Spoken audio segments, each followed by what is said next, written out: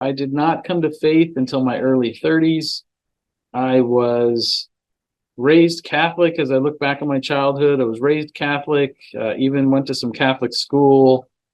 I would say my family was probably sporadic in our church attendance. I remember times when we definitely went to Sunday school, but most of the time, I would say we probably weren't regular attenders of church. I would also say that, just going to Catholic school and the Catholic masses, I knew all the traditions and the routines and when to stand up and sit down and what to repeat back to the priest and all of those things. And so, I had all of those things down, but I would say that the faith never really resonated with me.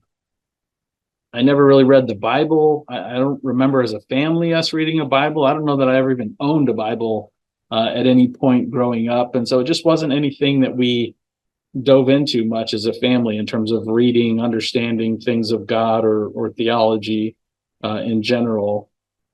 I would have probably said that I believed in Jesus. If you had asked me that, I probably would have said I believed in him, at least in some intellectual way. But, I certainly wasn't following him. I was certainly, more concerned about the things that I was interested in. I probably, was trying to live a good life and be a good person. But in terms of, what is God's will and trying to understand what that was and align with it, I didn't know anything about doing that or have any interest in doing it. And I think just growing up in the Catholic faith and seeing a lot of the scandals that were going on in the Catholic faith, certainly turned me away, I would say, from just organized religion in general.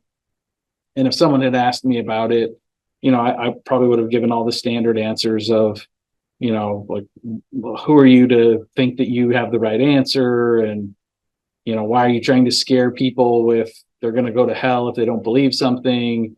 I mean, all those typical things are probably things I would have said and probably did say at the time. So, in early adulthood, I would say I mentioned this in my last video. I really idolized baseball. I mean, baseball is what I did growing up. It was my love. It was, I would have told people it was kind of my church. It was where my home was, my friends were.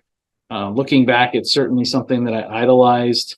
I couldn't even have told you back then what that meant to have an idol like that in your life. But for me, it was definitely baseball. But that said, it did, get me to college. It did. I will say I was married young. So when I was going off to UT Arlington, I was living in Florida at the time. And as I was considering moving to Texas to play Division I baseball, I had a girlfriend at the time.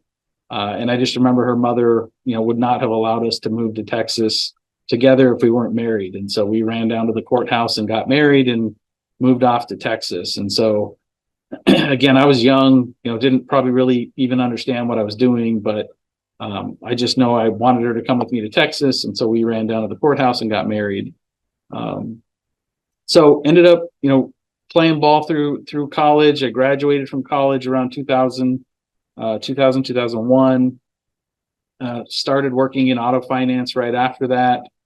And I would say probably about 7 years or so into my marriage, I finally decided that it just wasn't something that I wanted anymore. And, selfishly, I walked out on my marriage, and I caused a tremendous amount of pain for my ex-wife, I'm sure for her family, even for myself at the time.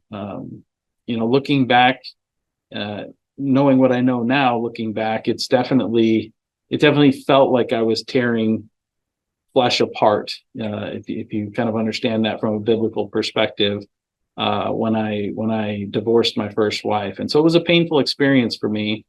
And as I look back at even my early work days, there were even people in my job who, from time to time, would try to talk to me about God and faith, and I would always tell them, the same things I mentioned. You guys are just trying to scare people, and I don't buy into the organized religion stuff. And I can remember a buddy of mine even giving me a book about evidence for Christ, and I can remember scribbling in the margins all the reasons why it didn't make sense and why it was just trying to scare people. I still have that book to this day.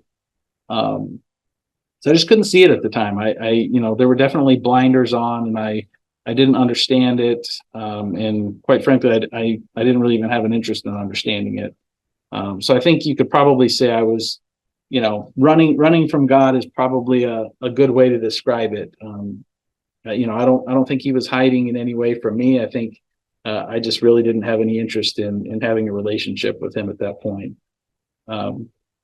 So I was remarried in 2007 to Janelle, who's my wife now. We had our daughter Caitlin in 2008, and at that point, I had my wife. I had, we were starting a family. We both had good jobs. We were both progressing in our jobs. We had just built a house 5 minutes from our work office. So things were good at that point. We even had 2 dogs and a cat. I mean, we had everything from the outside looking in that you could possibly want in early adulthood, and life was good. I think, from my perspective, I probably thought I had figured it out and things were moving in the right direction. But as we all know, life continues to happen. And about 3 years into my second marriage, it was Janelle this time who said, you know what? I'm not happy. The living situation we were in was not ideal, and it was just tough. She decided that she wanted to spend some time apart, and so she moved out. I got my own place. She got her own place, and we lived apart. And probably the hardest part during that time was just not having my daughter with me every night. And so we were passing our daughter back and forth between us every night. Really, really difficult and challenging. Any of you that are parents out there to not be with your family every night. And so that was just really, really hard. And during that time, so that lasted probably over 2 years that we were separated. Never got divorced, although I will say I was pretty bitter about the whole thing and angry about it, and had divorce papers drawn up. And so I was all ready to get divorced. And during that time, the same friend of mine who had given me the book invited me to church. And, I said, well, what do I have to lose? So I went to church one Saturday night with him. And now this time it was a Baptist church, and I had never been to a Baptist church. And, I can remember walking in and sitting down, and they opened the Bible and they started reading out of it. And I was like, okay, this is different. This is interesting. And so I listened, and of course, didn't understand half of what they were talking about, but something about it was just different than the Catholic masses that I had been used to growing up. And I was certainly at a point in my life where I felt like I did not understand what was going on or why or what was happening. And so I just started going back. I started going back to church every weekend by myself, and I started reading the Bible. And I didn't really know what I was doing, but something just felt like I needed to dig in and figure this thing out. And so that went on for, several weeks, and kind of culminated in, me in my bedroom, one evening, and just kind of finally breaking down and crying and asking the Lord to come into my life. And I can distinctly remember telling him, I don't know what's going on. I don't know what he's doing, but I do know that I need him in my life. And whatever that meant at that point, I was good with, whether my family got back together, whether we didn't, whether I stayed in the same job. Like at that point, I really just knew that I needed him in my life. And I was just ready to turn from my ways and start learning and understanding about his ways. And so I asked him to come into my life. And, I distinctly remember over the next several weeks, like this interest of mine that I had in starting to read the Bible and going to church, it just continued to grow and grow and grow. And man, before long, I was on fire for the Lord. And I just could not get enough of reading and understanding and learning about him and his word and his ways. And I just, something happened. Even to this day, I can't really explain it. But what I can say is that, all the things my whole life that didn't make sense and that I was arguing against, just suddenly they all made sense, and or at least they started to make sense. And it was like these scales or blinders had been taken off of my eyes.